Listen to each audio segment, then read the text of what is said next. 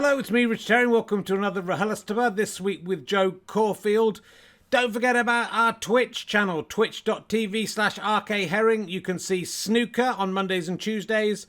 RHLSTP recorded live on Wednesdays, way ahead of when it comes out. And Thursday, it's Ali and Herring's Twitch of Fun. Hello, everyone, it's me, Ali, from Ali and Herring's Twitch of Fun. Why not tune in? There's a podcast where you get your podcasts and on YouTube. Thanks for watching and listening, everyone. All right, Ali, stop. I'm trying to do a serious introduction to get out of the way. We're also in the midst of a Kickstarter. If you're listening to it and watching this as it goes out, we have a long way to go. We're finishing on Friday. It's for stone clearing, which also occasionally crops up on twitch.tv/RKHerring. And we've just added a couple of new levels, which include a I'm Winking at It t-shirt from Ali Sloper. You need me, Richard. I can't get you out of this hole. Shut up, Ali. I'm trying to do this serious thing. And also, you can just get that on its own without any of the stone clearing gubbings, or just add £20 to whichever level you're on, and that can get sent to you. If you donate £150, which is a lot, I know, you'll get everything, plus the t-shirt, Ali t-shirt, plus a video message personalised from me to you. You can use it for whatever you want, me slagging off a friend, happy birthdays, or just calling you a fucking idiot. Whatever you like, my friends. And remember, you can still sponsor an episode of Stone Clearing as well, and get all of that extra stuff as well. Anyway, that's on rhlstp.co.uk/Kickstarter. Please support us. All the money we raise will be used to make more online content. Please, if you can afford to do so, give us some money. If you can't afford to do so, please just keep enjoying all of this stuff for free. It's free for that reason. Let the rich pay. Let those who can't pay enjoy for free. This is how everything should be, my fine friends. Let's sit back, relax, and enjoy RHLSTP with the wonderful Jo Caulfield.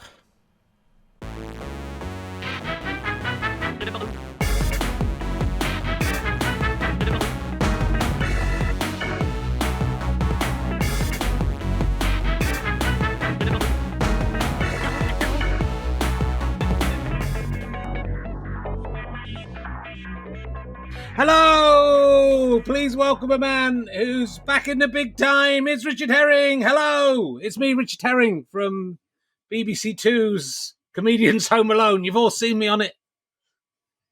It was good.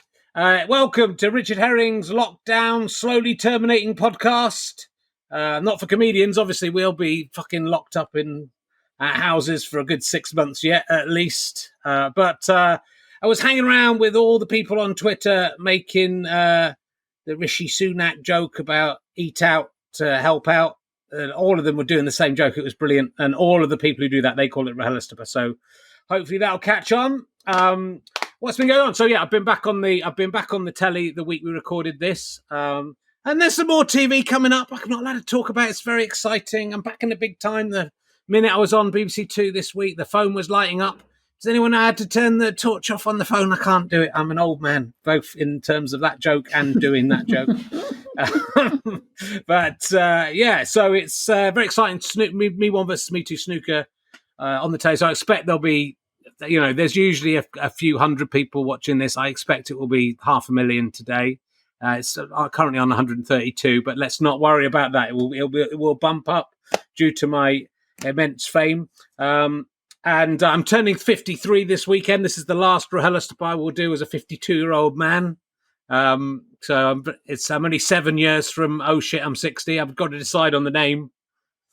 I think it's probably going to be oh shit, I'm 60. So it's, I'm working. I'm doing one at Edinburgh show every 10 years now. That's my plan, which might be the next time Edinburgh's back on anyway. And thanks to everyone for watching on this. Remember, you can subscribe on Twitch. If you're with Amazon Prime, you can subscribe for no cost to yourself by linking your accounts. There are various videos to help you explain that. You can become a monthly badger at gofasterstripe.com/badges and get all sorts of extras, including a membership pack and all sorts of things. And you can buy books and DVDs at gofasterstripe.com if you want to help us out. I'm also, tomorrow, if you're watching this live, I'm planning on, probably 7:30 or 8, doing a new double act where I do a double act with my terrifying ventriloquist dummy, Ali. Here he is. Hello there, it's me. Ali, I've not practiced it. I'm not gonna prepare anything. I'm just gonna do all my practice live on Twitch until I become a fantastic ventriloquist. Look, you're another thucker, Richard. Shut up, Ali. You're spoiling everything. And then I'm going to release that as an audio podcast because I think there's not enough ventriloquism in audio format, and that is my strong belief. Anyway, look, we're going to crack on. I don't think I've got anything else to talk to you about. I went to the zoo. It was great. My son nearly ran into the road. It was terrific. That was the fun part of it. We haven't killed him yet. We've still got him so far. As we speak, he's still alive. So we're doing a great job. My guest this week is probably best known for her role as the cloakroom attendant in Get Real. That's why we're all here watching tonight, to see the cloakroom attendant from Get Real. Ladies and gentlemen, please welcome Jo Caulfield. Here she is. She's there. Hello. Lovely to see you. Hello. Wow, that is such a... Of all the things you're going to say, and I remember it really clearly because I had one line and I got it wrong. Oh, no. And I remember the line because it was the guy came up and I had to go in a sarcastic way, a leather jacket with a tie.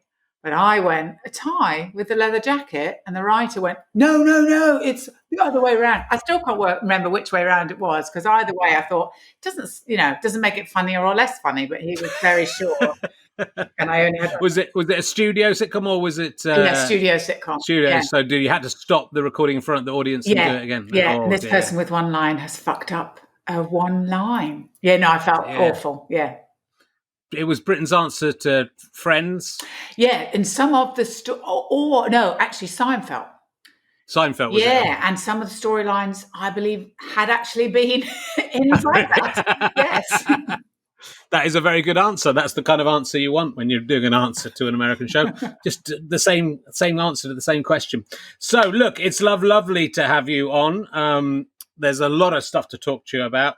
I mean, no, looking at you, it seems impossible to believe it, but you've been doing stand-up for since the last century, the last millennium. Let's say it. Yes. That's incredible, and I think what I hadn't even fully appreciated. I know you do lots of shows, but you've more or less done a show in Edinburgh nearly every year since the beginning of this century. So 2001, I think, maybe was your first. Full-length Edinburgh show. I do it by rooms. That's how I remember, because I remember each of the rooms, and I think I stopped counting at 12 because then I repeated rooms. So when I got to the stand venues, when I realised, this is how you can make money out of it, that then I did the several rooms again, and so I've really, I don't know now. Well, it seemed to me, looking at I think you might have done 17. Wow. Fringe shows. Your Wikipedia page lists 16, but I think you did one in 2019 that isn't. Yes, I did. Isn't listed there. So it's nearly every year since 2001, which is quite. There aren't many people. People always say to me, "Oh, you've done, you've done the record," but I haven't. There are other people who've done pretty much every year. But that's quite astonishing to have done that many shows. But as you know, I do think the more you do it, the more you know how to put together a show. And the more, like when people are going, my show's really, really going to be ready for 2021. I'm still going, no, I'll still sort of start it in May, next year. Because if I do it before that, it's just not got that rush of panic. And I think my audience can feel that in the jokes, and they enjoy that energy of going, wow, she really did just fucking chuck it together. Yeah. Well, I'm the same, because I usually tour mine till May or June, and then as minute I finish the tour, I start work on the new one. I think it is 2 months is enough time to. Yeah, as long as you're, it is. If you're the sort of person who go, I'm going to put in previews, and then I just have to say this stuff. Yeah. There's no being nice to yourself or going, well, I do a bit. No, you have to just get it out there. And then, like, it always amazes me what I thought would be the show in May to what then becomes the show. And then sometimes that stuff you thought was the show, maybe 2 years later, you go, actually, I could do that now because I know what I did wrong before. Yeah. And were you planning on? Was there a plan to do this year's Fringe? Was that yes? You were working on a show. I had or you weren't. I'd almost started early this year, and so when we went into lockdown, I was very half-heartedly trying out new stuff, going, please let it be cancelled. Please, I was really, like going to school, going, let it be a snow day, and we've all got to go home, because I kind of felt like I did want a break, although every time I do it, then I really enjoy it. So, and I have new material that I'm excited about. Yeah. So then I want to have that feeling again. Yeah, and you live in Edinburgh, so you don't have to worry about the accommodation costs. I'm at home for a month, but that's happening anyway, so that's great. That's true. I put down a deposit on my flat, and then they said to me, they rang me up, and it was a little bit before the lockdown happened, and then they got back and said, "Oh, look, would you like? We'll give you 10% off if you pay everything up front." So we paid everything up front, and then the next day I went, "Oh, there is that virus coming. I wonder if that's going to affect things." And then they agree that they should pay the money back, but they don't have any money to pay me back. So have they spent the money? And they went, well, we put it down on a holiday because it's going to be cheaper if we paid everything up front. So it's actually a letting agency who obviously are then screwed, aren't they? They're going to go out of business. So that's $5,000 for 10 nights. It was down the toilet. There we go. I walked by one the other day that I didn't even know existed, and it is just festivals is what they specialise in. And I was like, wow, well, you're going to go bust, aren't you? But it was sort of festivals all over the world, But. Luckily, they did prepare for this by charging 6 months rent for a month for the last 20 years, though. So they should be okay. They should be well prepared. They're like Joe's from the Technicolor Dreamcoat. Someone said there'll be one bad year. Yeah. All you have to do is charge 6 years, That's 6 months rent for every month for 15 years, and we should be fine. So let's go back to the beginning of Joe Caulfield. Many years ago. You were born in Wales to Irish parents. Then you moved to London when you were a teenager, and now you live in Scotland. So you've ticked every box of the British Isles. And I've seen a clip of you on Facebook playing drums in a rockabilly band. Yeah, happy days. So when you were 17. I was I think I was about 20 then. Right. But but I did move to London when I was 17. Okay. In a very when you go, God, there was just no parental control at all. I just thought I did like school, and then I went, that's enough, isn't it? That's enough. And so I came to London, and I went on holiday first with some friends on a bus. This is how long ago it was. You got a bus all the way to Greece. And nice. It took 3 days, and 3 days back as your tan faded.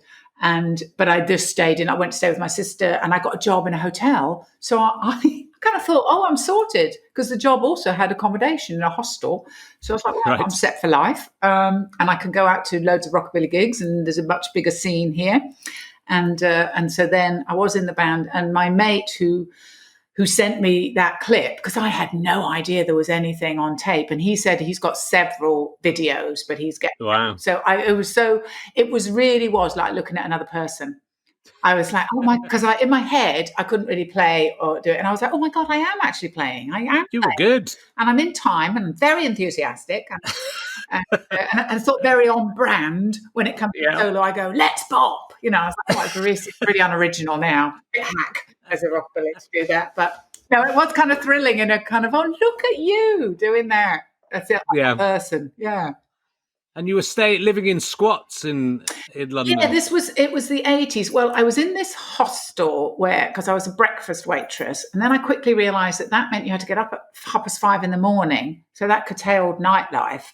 Right. So I went out, left that job. But so then I didn't have anywhere to live. And a friend of mine, her sister was in a squat and she was staying there. So they sort of took me in because there wasn't a room in the squat. But a lot of people lived in them then. They were legal squats. Yeah, this was in Kilburn Park, lovely big Victorian houses. And you paid your electricity, and gas. So you paid that, but you didn't pay rent. And you could do what you liked with them until whoever owned it decided they wanted to do something with it, or it was knocked down.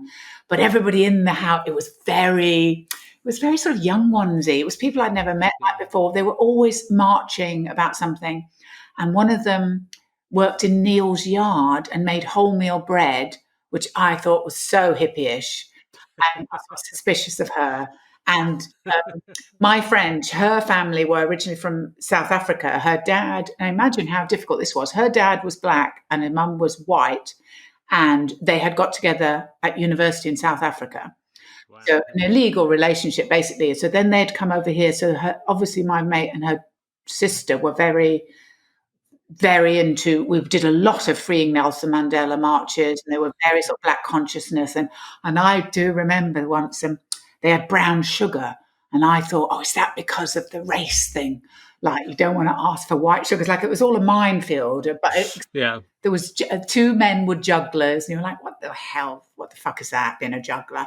And I didn't have a room. I just had a bit of corridor that and I do remember it was snowing. And they gave me their coats, and and you go, this is really like something from a terrible Dickens film, applying people giving you their coats. But it was at the same time, it was a very sort of happy, jolly time. Yeah.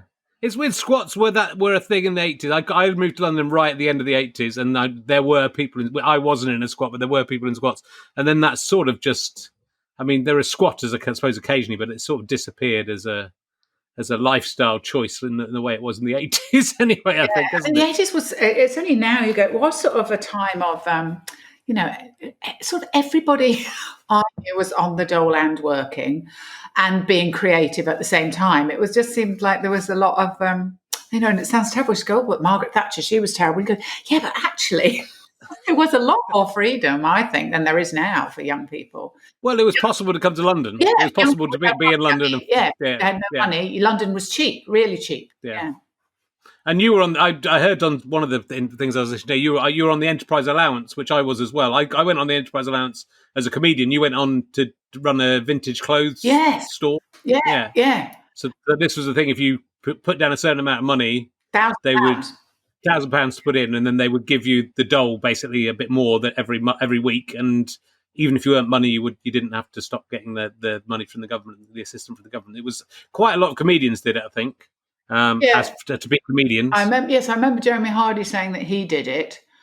So I did it to open a vintage clothes shop in Camberwell with a friend, and I think you got a housing benefit as well. That was a great thing. Yes, that's it. Yeah. And then I realised that I was working in a shop and I was really bored. So I stopped that. It was just a succession of, oh, try this. Oh, that's shit. Oh, try this. Oh, no, you don't want to be doing that. So then I started waitressing again when I was about 25. Right. Okay.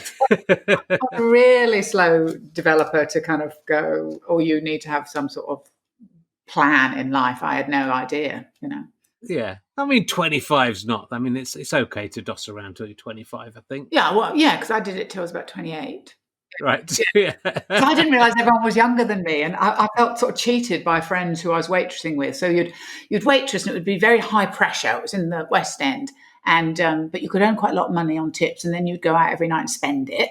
And I didn't realise that other people at the same time were going to university and doing courses and stuff, and then they all went off and got jobs. Like nobody told me, you all had plans. I thought we were all in this happy, just make a mess of our lives together thing. So how did you make the switch from waitressing to stand-up? I did, because I didn't really know. I didn't know what I wanted to do, but I knew I thought I wanted to do something funny. But I didn't really know stand-up was a thing in terms of comedy clubs. I didn't go to comedy clubs. But then I went to drama school for a year. I did a postgraduate course, even though I wasn't a graduate. And I think it was the last year that you could get a grant. So I got a grant for 1 year. So I feel I'm owed 3 years more grant money. And it was a terrible drama school, East 15. Okay, I've heard of Loughton. I think the famous people there who went there are Ruby Wax. Okay. Harry Corbett. Okay. Yeah. Okay. And Damon from Blur. Damien. What a year that was! Those three were together. Yeah. I fought all the time. So it was terrible in that it was one of those places. I think it was all method. So the younger people, they did terrible things like they would break them down. That was all their theory. And they would take them to this place in Yorkshire and they made them play Nazis and Jews. But you had to do it for like 2 weeks, hunt each other. And, but postgraduate, because we were older, we didn't have to do that sort of thing. Right. Or we would go, no, I'm not doing it. Although when we were doing Chekhov, there was a man who was such a lovely man. And he had worked in GCHQ all his life, and then he'd retired and he wanted to be an actor. So he was 60-something, but he was a big drinker. And when we did Chekhov, he went method, and all he ate was bulbs of garlic and drank vodka. And he died. I was going to say that's... I know, it's... I always think, but he really died doing what he loved. He really did. He sort of came out in pustules from the garlic because it apparently... Yeah. And then he died. I mean, that's really method for Chekhov, isn't it? That is really, that's properly, I'm going to do Chekhov properly. Yeah. I can't act this until I've actually died myself of poverty. Should have died in winter and us not notice and just let it go. Yeah. Oh, my goodness. And so you did that, and then you thought, well, I don't want to... It was an exercise. I think it was the voice. Yeah. One of the voice coaches said, as an exercise, think of a stand-up comedy routine.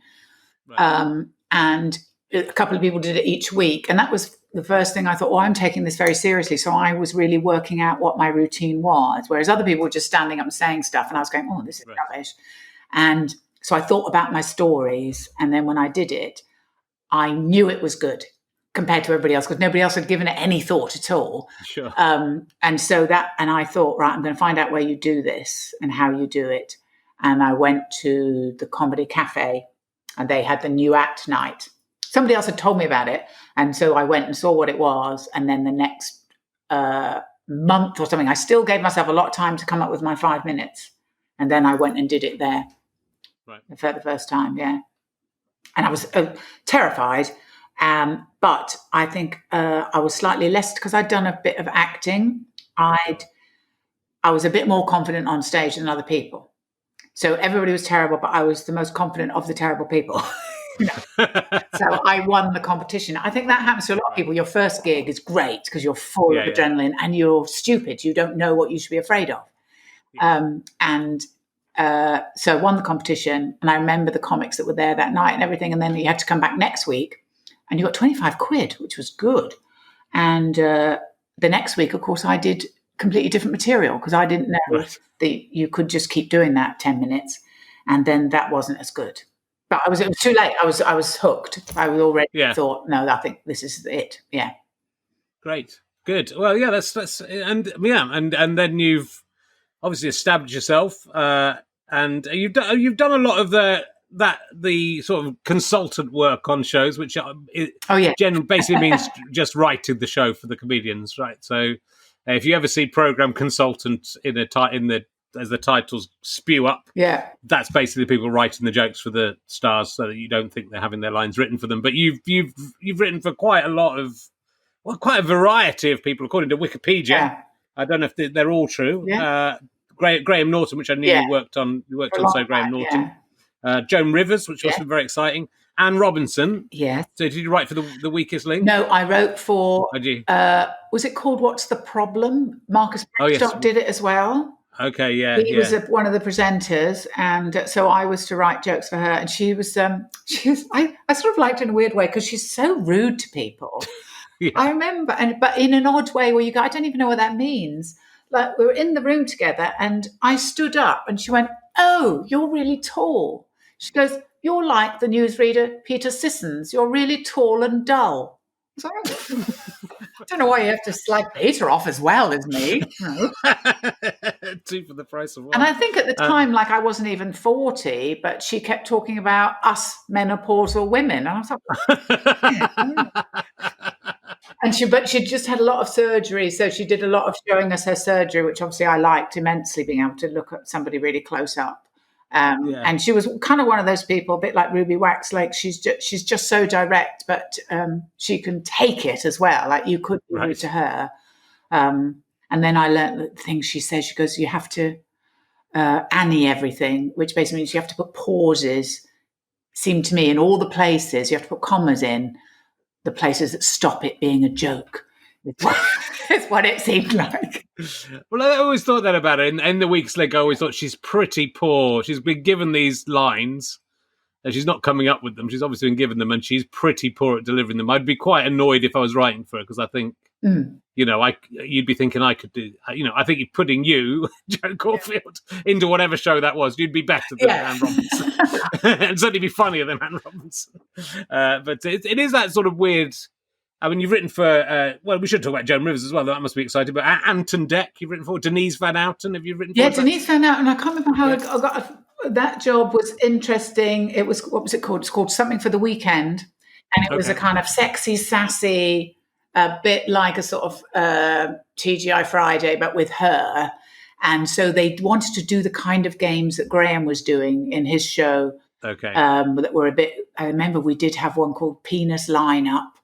And it was exactly that, you know, and things. So it was writing jokes for her. And then but it was a bit like she wanted to do everything. She wanted to do sketches and she wanted to sing a song and dance, because she can do all those things. And then Melinda Messenger came on to be in the sketches.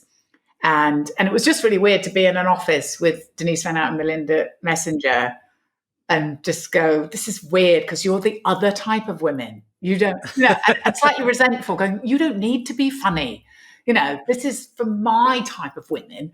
But I really did like Denise van Outen. She was quite wild. She was always going out drinking a lot then. She was a lot younger and stuff. So the producers are all like, oh, Denise is, you know, not come home yet stuff. But I did like her and I thought she was a grafter and I liked that about her. And she had a lot of style to her. Sure, yeah. You know, and for what it was, I'm sure younger people liked it. And they did that, you know, when they were filming it, they did that terrible thing that they do where they pick out attractive people and push unattractive people to the back of the studio, you know. Yeah, and you can see the unattractive people not knowing why they're being moved. And then they see the people being moved in their place. And then they go, oh, right, that's why. Yeah. Wow. And then they just turn that, and that's now a show, isn't it? That's someone thought, hey, why are we just doing that with the audience? We can make that a TV show. Just put the camera on the ugly people. Yeah. It was a weird time in that, I guess, you know, there weren't loads of female stand-ups in the 90s and early 2000s. There were some, but it was like the women that got onto TV to do comedy things were generally not comedians. Obviously, Joe Brand was getting on, and Jenny Eclair did bits and pieces and different shows. But there was a lot of that kind of, let's find someone who isn't a comedian, attractive woman, and give her some lines. Yeah, Melinda Messenger is who seems lovely. I've met her, but you know, she's not. No. I don't think she's going to be the funniest person in the world. No, that's not what she's known for. No. So was that frustrating to be? I mean, obviously it's fairly early in your career. Yeah. So I was just thrilled to get a writing job, you know, so not at all. And it was interesting and sort of funny to be around it and see how it all works. So I wasn't, you know, I didn't remotely think, that should be me, you know, especially not when I saw her, you know, come dancing down the set. I was like, oh God, I fucking couldn't be there. So no. And then Ant and Dec was a football show. And we thought of the format of the football show, and it was the FA Cup, and it happened to be Arsenal versus Newcastle. So they were Newcastle fans. So it was probably one of their first "we'll go on as adults" jobs, and they were just so nice. And I still love them. And I think they're really good as well. I still think they have a lovely chemistry. So they were actually really nice and really fun, and. And there wasn't much to say. And they do, if you give them a good joke, they appreciated it and they didn't mess it up. Yeah. That's good. And what about Joan Rivers then, who we did mention that list? What were you? Yeah, Joan was, she was, early on with Graham Norton, she was on there a lot. Because when Graham first started, he wasn't well known. So it was difficult to get guests, you know. So if you could get a guest, then we would have them a lot. And so Jane was on a lot, and then it was his TV company wanted to do a pilot with her. So it was writing jokes for the pilot. And so it was me and the other writer, and we gave in a list of jokes. And then she picked a couple of my jokes, and you're like, that is very thrilling. And when you're on that kind of show, like you're not meant to talk to the guests and everything because you're just another person annoying them, you know. But she was the only person that I kind of went up because I had both her books. And kind of asked her to sign them and that. And of course, she's very good at being professional like that. And it's funny, you learn things about people who are really big stars. Like and this is when Graham got great guests, when Dolly Parton was on, I remember you go, God, she's a star because it was almost like you could smell her before she came in the studio. There was a smell. And then Dolly, she came in for rehearsal, which she didn't have to. She came in for rehearsal. Dolly arrived with her people. And she was so like, you know, people go, oh, really down to earth. She has down to earth, down pat, with the cameraman, with everybody just fucking loved her. And she had a little line for everybody. And then after the show, and it was all like, yeah, we'll have drinks, we'll have fun. No, she was gone like that. Right. And it was funny. It was Graham said, and he said, I don't care if it's fake. She's so good at faking it. So good at faking it that you really felt, you know, she looks at you. It's like she's really looking at you, you know. Yeah. Well, it's interesting when someone's that famous, I think, isn't it? That I really am fascinated by the way that people deal with fame, and some people get, they get famous, which is what they always wanted, and then they hate all the attention that they're getting.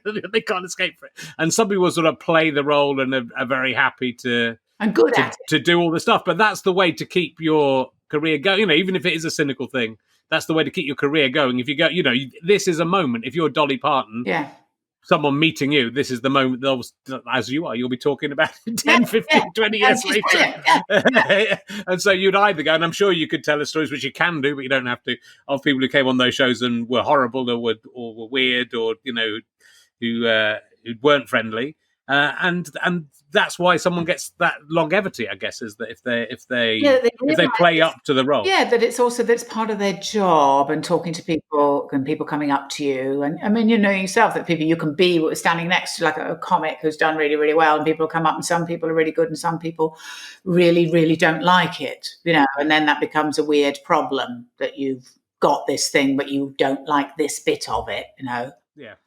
I always think it's sort of part of, I mean, I don't have enough, so it's fine. I mean, people are always like, oh, I don't want to bother you. I'm like, oh, you recognise me. I'm fucking thrilled. Great.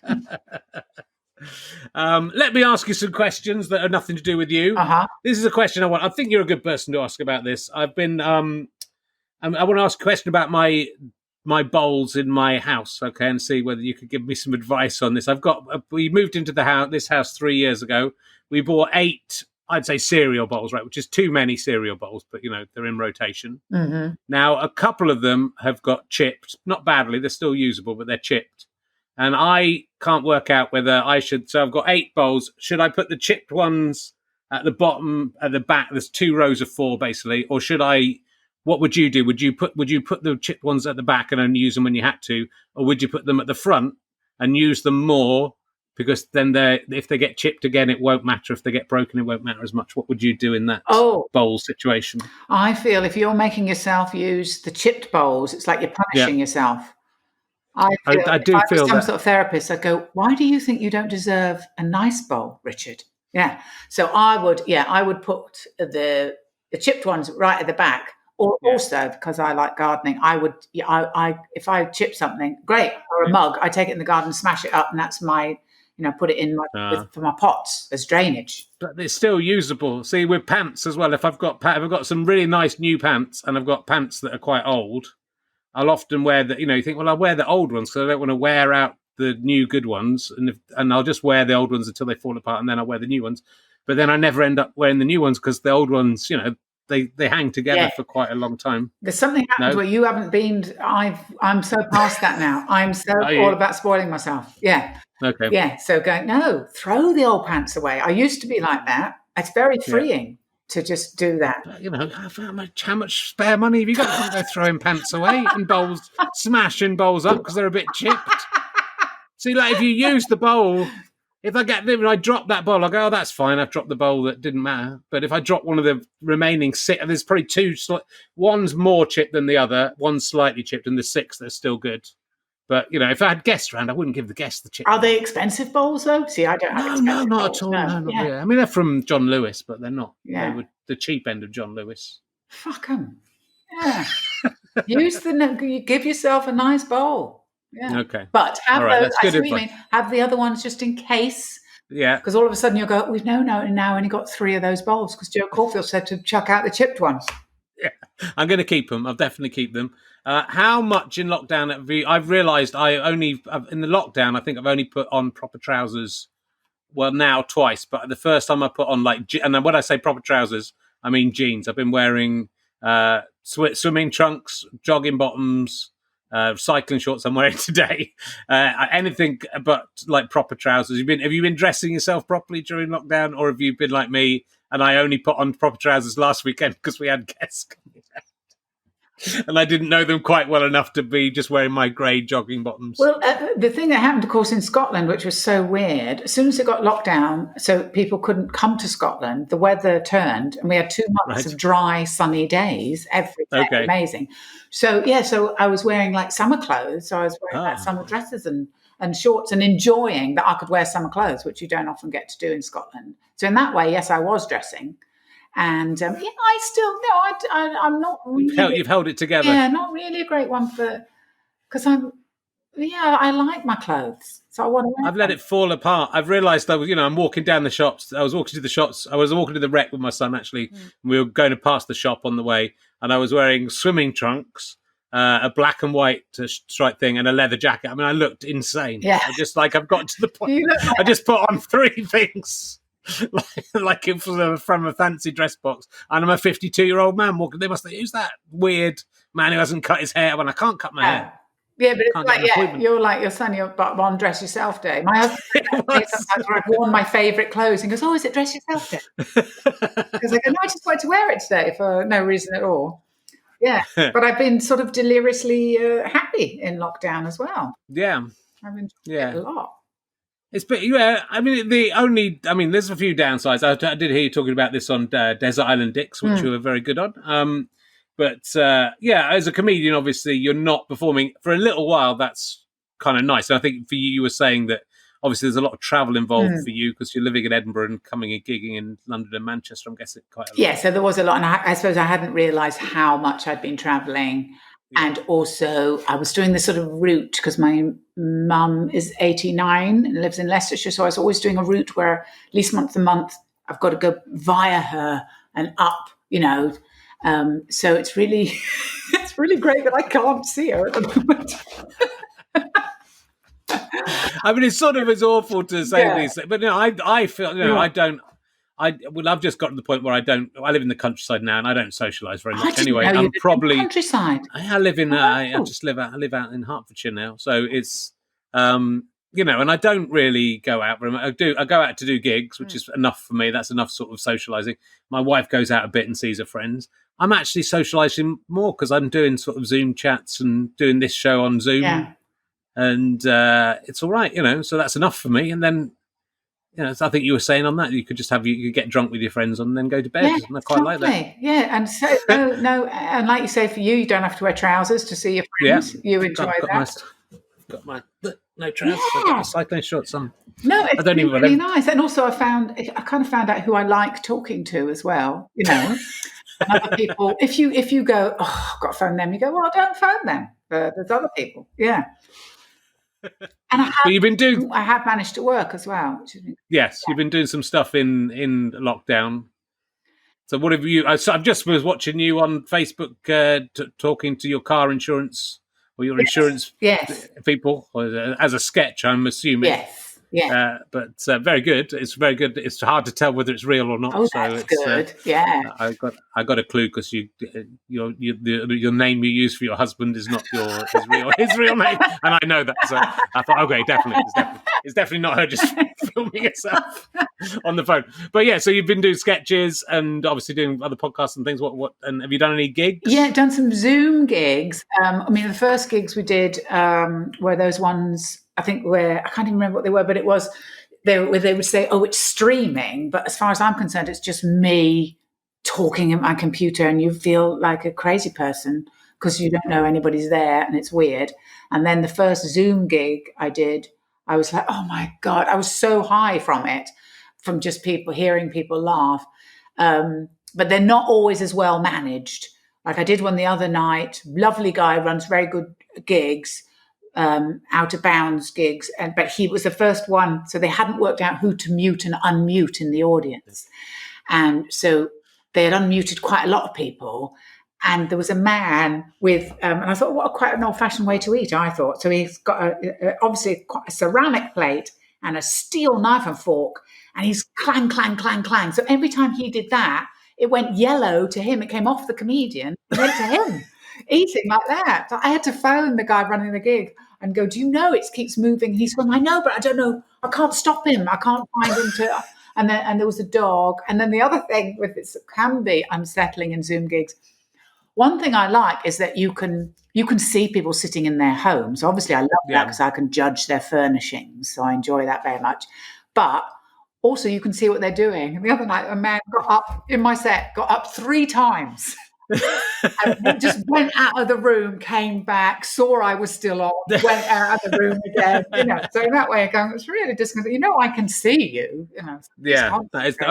It could be worse though. That's the thing I worry about, people on the internet watching a comedy show. How do you stop? Well, it hasn't. Nothing like that has happened. I don't think. Because obviously that I thought that. Well, my husband said that. Why do people not get their knobs out? And he goes, because it's not everyone's first thought. But it hasn't happened yet. And then the other thing, of course, because of technology, like straight away there was a couple of radio shows and they went, oh, you just download this thing, and I bought a mic, so then you can do broadcast quality radio shows. And quite quickly, and I do wonder what will change in broadcasting, you go, oh, so you don't need all these people that you're employing.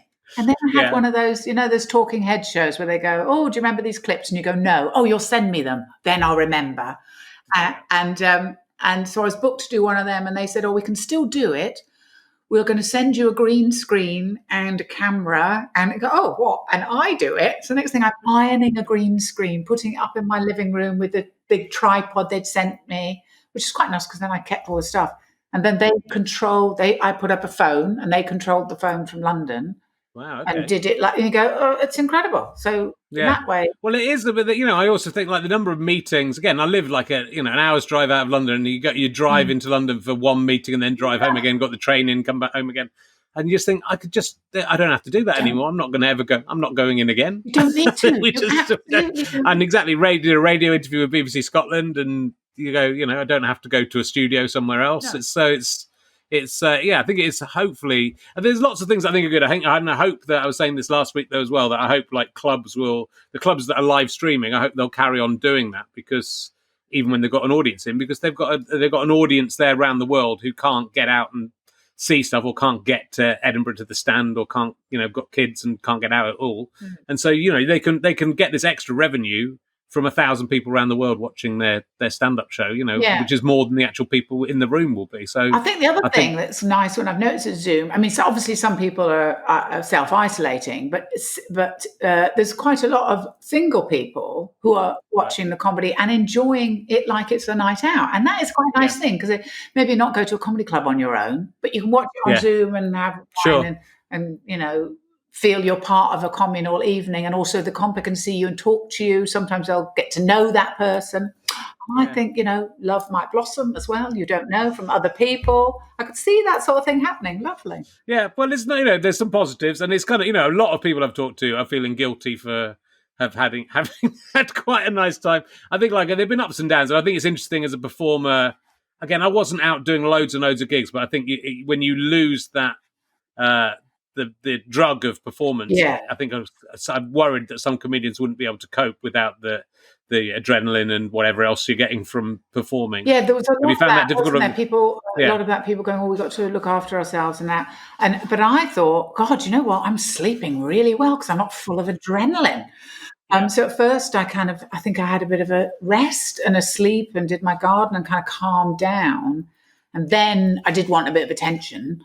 So luckily then, there was bits and bobs of work, and I've learnt, and then and then I started filming little things, and, go and Twitter, that feels like work to me. I know it's not work, but I go, I'd put a thing out. And so, and I am a bit needy for, I like people to have laughed at something and like it. Like I've got very annoyed by, on Facebook and things, on Instagram, when you see how many people have looked at something. How many people have fucking liked it? What does it cost you to like it, you bastards? Because I can see how many have looked at it. I had something like 182 views and 12 likes. You go, fuck you, people. It just seems rude, at least, Well, it's good to see you back on Twitter. You were banned from Twitter. Can you tell us the story behind this banning from Twitter? Yes, it was sort of seems not, strange. because I'm not a great one for reading stuff when people send me things. So I got a warning that I didn't really follow. And then this was last year. And then, so then I got suspended. So I just opened another account with a similar name. Right. And then they found it. And, kind of like, a head teacher going, but just because you're smoking somewhere else doesn't mean you're allowed to smoke. And they said, well, you're banned. And I was like, why am I banned? And because you're permanently suspended. So you're banned. But then I realized, I've lost a lot of followers. So I really do want to get them back. How do I do it? My agent hadn't a clue. Just a lot of people in their 50s go, we don't fucking know. And I asked somebody, and they were so young, they didn't use Twitter even. Then it was, I thought, and that was just by chance. I thought, I'll put it on Facebook. So it turned out, so what had happened was, this was a while ago, I was on holiday with some friends in Hamburg, and my mate, he had just got the new iPhone with the portrait mode, and he took a picture of me drinking wine, and we were like pissed, but going, that's such a good photo. And it was so in focus, and I look like I'm advertising wine. I'm like that. So I put it up on Twitter, try wine, it's fucking great, right? And a woman complained to me and said that I was encouraging people underage to drink alcohol. So I said I wasn't. And she said, well, her daughter had seen it. So I said, fuck off. And I got suspended. That's incredible. That's nothing, though. I mean, that's insane. Yeah, but then... How many people have tweeted pictures themselves drinking? I know, it's crazy. But then I went through the rigmarole, filled in the form. How do you complain? How do I come back? And I thought, this is terrible. I need a person. And that's when I perchance put it out on perchance. Get me. Nice. Put it out on Facebook to say, if you'd like to get involved, please, tell Twitter that I'm a comedian and whatever I say is meant to be a joke and I'm not offensive. And that was when people like yourself and other blue tick people got involved. And suddenly I think Twitter went, apparently she's got blue tick friends. So they looked at those, and it was, God bless her, Emma Kennedy, who really went for it. And she knew somebody, and then they got in touch, and they were great. And they apologized and said, we didn't, the algorithms don't know you're a comedian. And they couldn't have been nicer about it. Right. Yeah. It just the things and the length of time, the people who have been banned from Twitter, the things that they're saying, and the length of time they've been going on saying the things that finally get them banned. It sort of seemed just extraordinary that they would, and the amount of people on Twitter who are just saying, have a drink, it's great. Or, like Danny Baker does every night, raising a glass of something every night. The thing that the guy he didn't tell someone to fuck off. It's like he said, but also we didn't really, we're not actually looking, it's not a person looking at it. It's just flagging up, fuck off and drink and blah, blah, no. So they've just got, she's got a drink problem. Get her off. Get drunk and Larry, So that is nice. And also I like to do it because also you get lots of different types of people you can learn about. I found out new music. You find out all sorts of stuff on Twitter as well. Yeah, it's good. So. No, it's good, yeah. Yeah, I think... it's mainly good. It's, there's a lot of horrible wankers on there as well, but it's, on the whole, it's people it's a positive experience. You, but... Yeah. I've had some experiences on there. And it's, that's the sort of weird thing as a comedian. But I don't think it's that bad. I think, like, now when I go on Twitter, I'll think about whether it's worth tweeting the thing I'm going to tweet, and I don't think that's a disastrous thing to do. In the first, when it started, I would tweet whatever came into my head, and sometimes it was funny and sometimes it's offensive, and no one cared back in the early days. But I think if you're made to think, is it worth the 10 people who are going to misunderstand this joke in order for the 10,000 people who are going to like it, or so it's not. I think it's good as a comedian to consider that, which I think most comedians do. I mean, and obviously when we're preparing a stand-up show, that happens because you go and do your stuff in front of an audience, and if the audience start booing or walking out or not laughing, then you will drop that bit of material after a few attempts. So it's not a bad thing to sort of have a little think about what you. No, I think you do have to sometimes, and also, or you can get. There's a lot of what's the word? You can get on the wrong side of a what is that word? And when somebody argument without arguing a case, and even the word I'm going to use will offend these people, and it is that where everything's offensive. And you just go, oh, you have just taken yourselves far too fucking seriously. I cannot deal with this nonsense. So I want to say, but I go, no, because these people are really into that argument, and you can't. Well, it's bad for free speech in that sense that I think some issues, both sides of the argument will jump on everything, and it happened with political things. It happens with social politics as well. And it means if you're not even able to discuss it and ask the questions and say, is this definitely right? Is this definitely, or I'm confused, then no one's going to learn anything and no one's going to get anywhere with it. So it's a very, when those subjects come up that people don't want to touch because they think it's not worth the hassle, then it's bad for the subjects, I think. But anyway, never mind. Let's not get ourselves down that rabbit hole again. I keep on doing it, and I'm not going to go back again. I came up and I think I got cut out of the show in the end, but I came up and did your storytelling. You do a regular, or are you still doing that storytelling show? No, we did do it. We did it for a while, and then we ran out of people to tell stories. And then I came up to Scotland. Then the producer said, "We're not using your bit. Thanks for coming. Goodbye." Well, I don't think I was particularly good, but I don't think it was because I wasn't particularly good. I think he genuinely had some reason I wasn't in the show, but it was fun though. I enjoyed it. It was a great. It was a nice idea. We only got one series. Were you doing it as you were doing it anway before it was a show? As a live show. I thought it was a really nice idea. It was a really nice idea, and people really liked it because they were like, "Oh, we've been looking for something that's a bit more than comedy."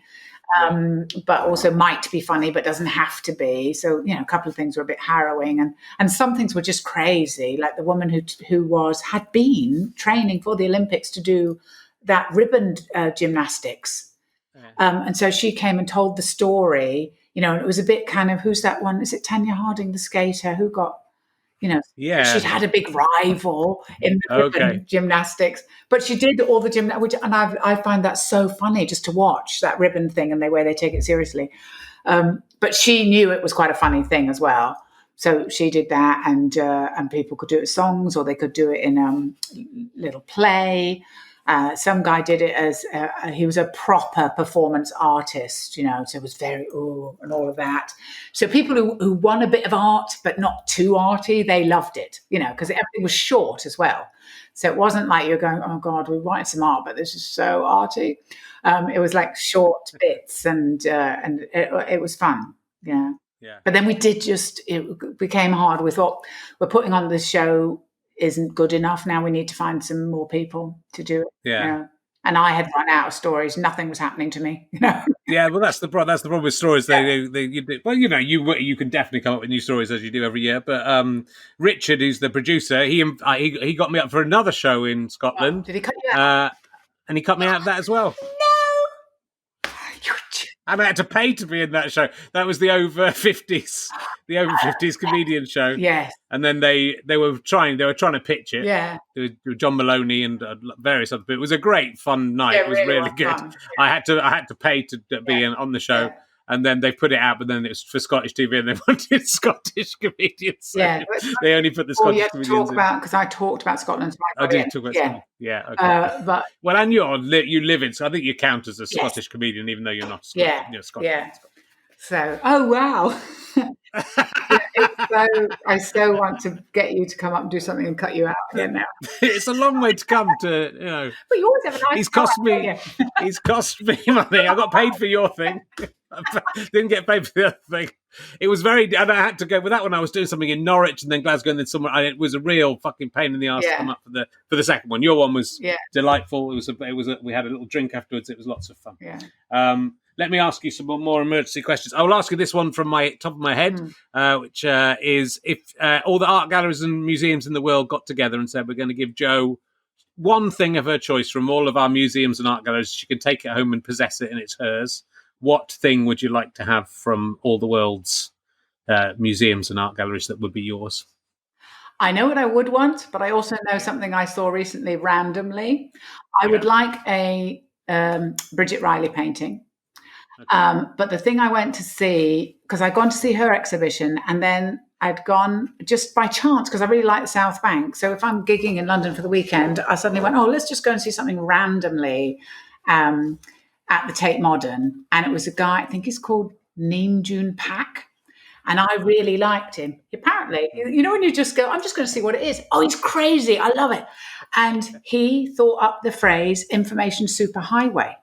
So he was in the 60s and 70s and thought that CCTV and all of this filming everybody, a bit like Warhol, would bring the world closer together and that it was a wonderful thing. And he did that thing of having high art and low art and just everyday stuff. And he had television gardens, and that's what I would like. Oh, yeah. And it was like all plants, and then TV showing all different kind of ads, or somebody playing classical music.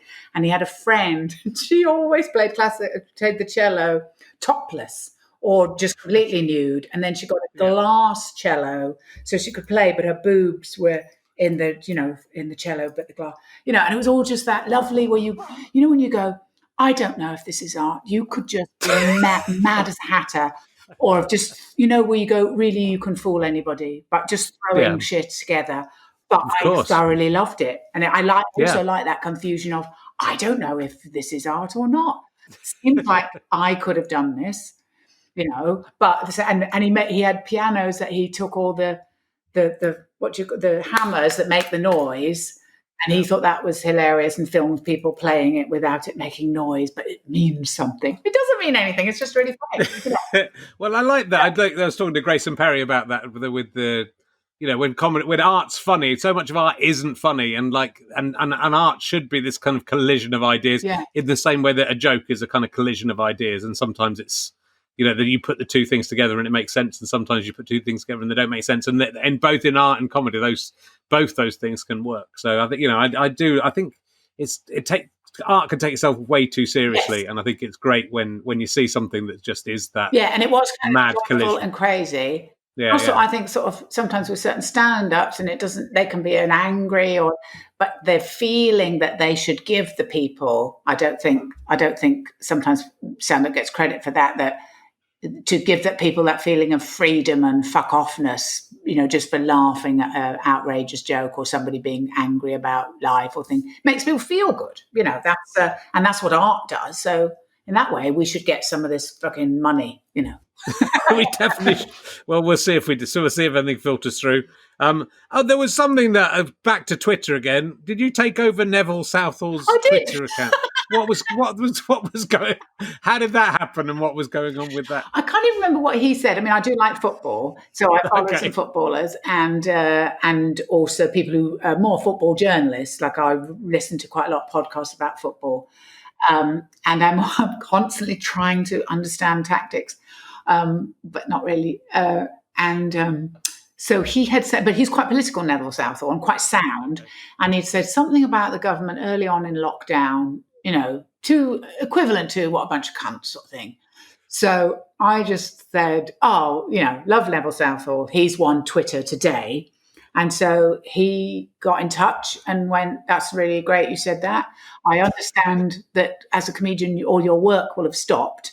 Would you like to take over my account? And I realize he does that sometimes, usually for charity, but obviously he saw me as a charity in myself. Yeah, fair enough. And said, you can take it over. And I did kind of go, I'd like that, because he's got loads of followers and that could be fun. But then I was like, and then I have to think of things to talk to people about for 2.5 hours. But then, so it was that I made little videos and think, what things do I like about football? What do I want to know about? Things that I think are weird. Like I don't understand why they run around and take their shirts off. Just what other point in life does a male adult feel that need? It just doesn't happen. We've done a great deal. Oh, let's get our shirts off. So it's just sort of stuff like that. But it was funny because a man got in touch with me on Twitter from Radio Derby, BBC Radio Derby. And he said, I just really wanted to know if this was real. Do you know who Neville Southall is? He said, because we were having a bet in the office going, but if she didn't, it's a really good random guess. Because who would think of Neville Southall? Yeah. It's so bizarre. But then again, that's where social media becomes an amazing thing. I would never have put the two of you together as a force. I would never thought you would really be aware of who Neville Southall is, but that's not. Also, strangely, it was because of Everton, because he sort of played for Everton till he was 90 or something, and he played for Wales, and I would support Wales. But when I was a kid, my mum and dad had just come over from Northern Ireland, and Z Cars was on telly, and the theme to Z Cars is what Everton come out to. So in all my life, my mum and dad were really excited when they came to England, and James Ellis was from Belfast, like my dad was the star of this show in England. So it was like, well, we could do really well here, And I just remember as a kid, always my mum loved Zcast, and you'd hear that noise. And then I was with somebody, a mate, who's an Everton fan, and I didn't realise. And his phone, this was years ago, and his ringtone was the Z-Cars theme, because he's an Everton fan, and it went off, and I went, "Oh, are you like a really big Z-Cars fan?" So since then, I've always kind of had a soft spot for Everton, because I didn't know that was their song. Yeah. Right. Oh, what a lovely, lovely thing. But very weird and random, and that's modern. It's social media, isn't it? Lockdown's a good thing. Social media's a good thing, but the world's becoming a better place if we just ignore everything that's happening elsewhere. And everything and the collapse that is about to come. Yeah. Yeah, if we ignore that, we're having a great.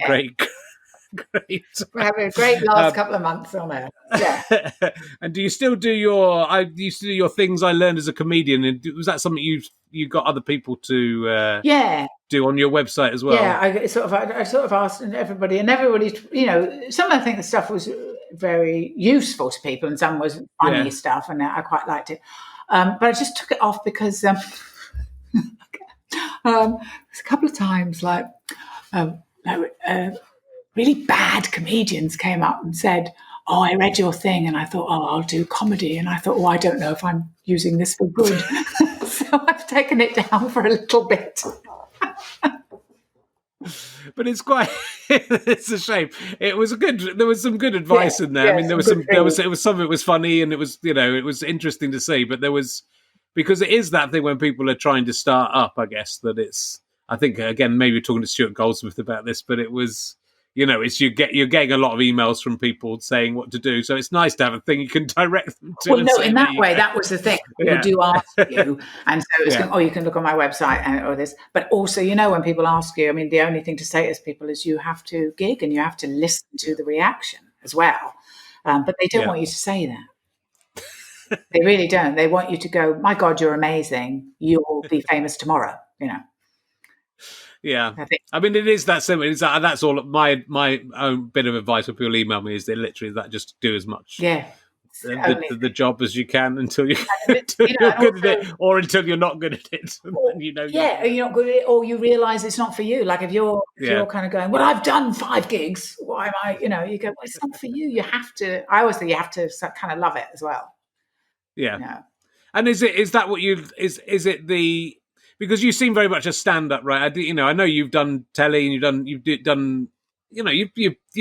been on all those shows, Have I Got News for You and Mock the Week and all that sort of stuff. So you do the telly job as well. But it seems like you're very committed to being a stand-up comedian and being in charge. I mean, is it the autonomy of being a stand-up that drives you? I like the autonomy, and I really like it. And also, a couple of times I'd gone down that road of like people. I've done radio series and things, which is a lot of writing, and also you were very. I mean, now there's podcasts and things are different, but then we were very restricted about what you could say and attitude and.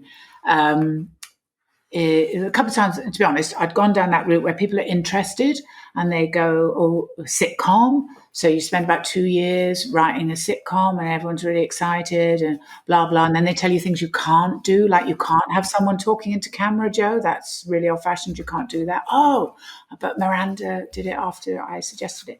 Oh. So, you get all that terrible advice, but it was more. And then of course, the guy got moved within the BBC, and we were a co-production with Positive. And he said, "Well, it'll be somebody else now."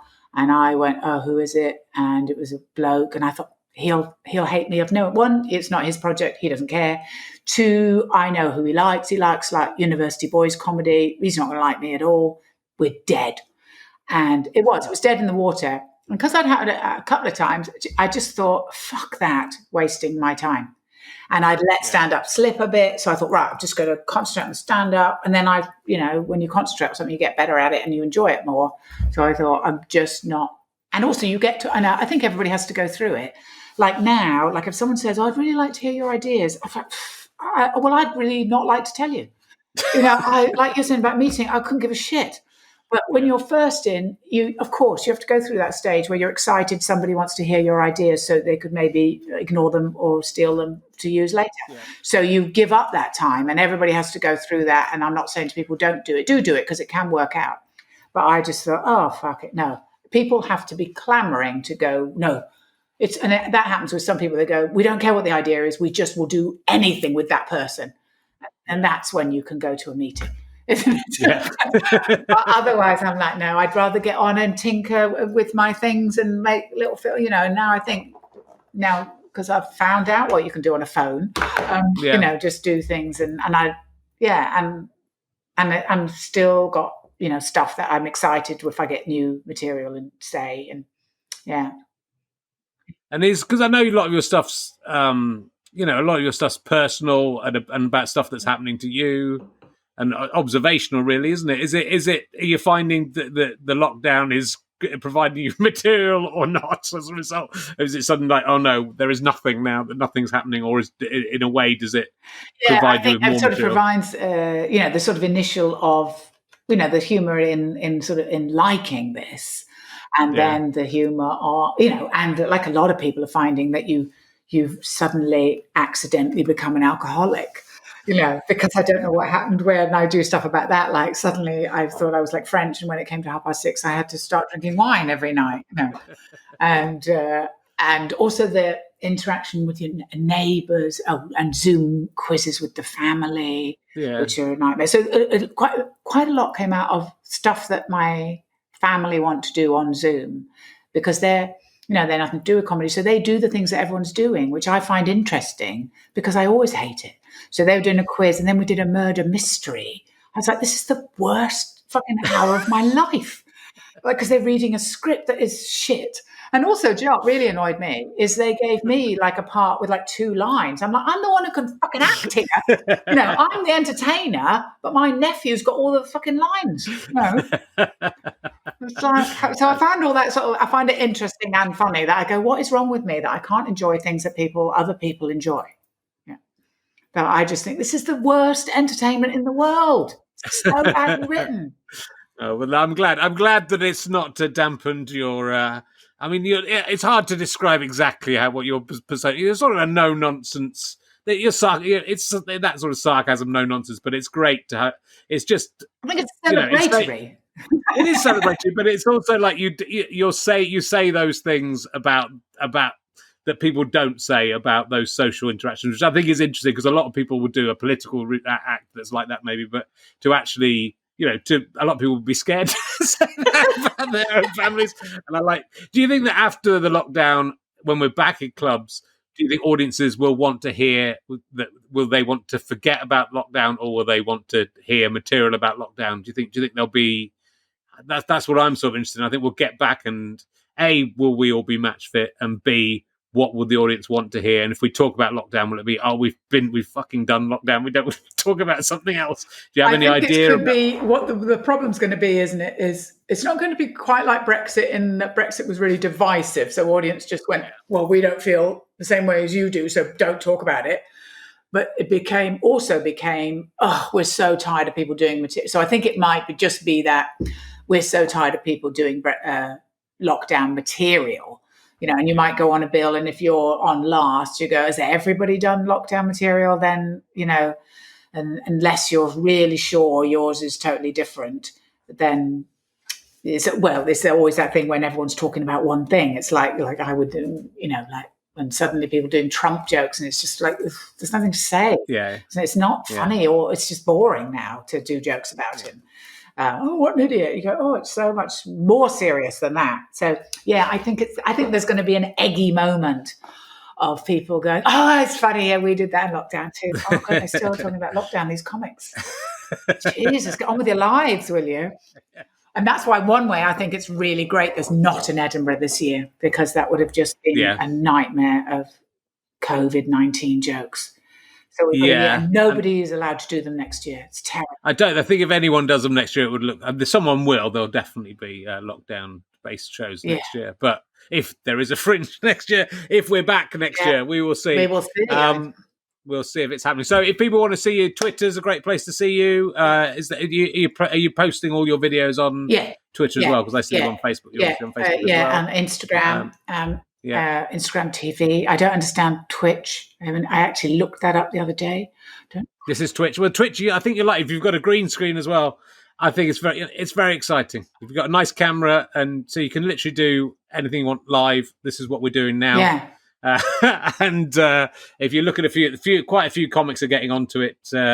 Bill Zaffer's on, who's coming on this in a couple of weeks. Actually, he's doing really well and doing sort of characters within video games and stuff that's made quite a splash.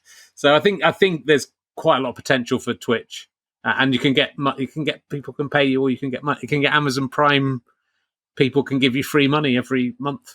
So they don't have to give you. They don't even have to pay you. So I think you might find that's if you're coming up with sketches and coming up with little ideas and want to chat and feel comfortable chatting down the lens to these idiots here, then I think you might like it. It is. There are other platforms available that do the same thing as well. But. No, I've not thought about monetizing anything at all, and I don't think I will. But I do. I have got a bit like, every day the postman comes and I'm like, oh, what is it? So that's gone a bit crazy. But then I send stuff back as well. It's just a thrill, isn't it? And it's a visitor. Well, look, Joe, it's always lovely to see you, and thank you very much for sparing the time to come and talk to us. And I'm sure people will track you down and find you online. In a good way. I mean, in a nice way.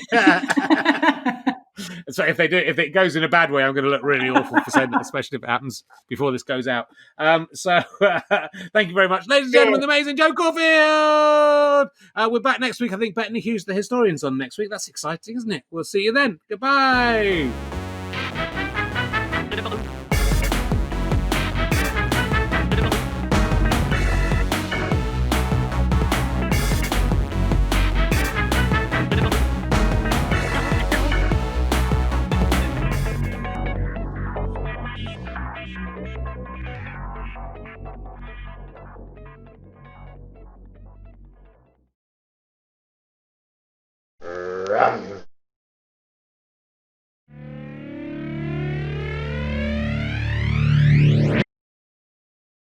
How'd you like them sky potatoes?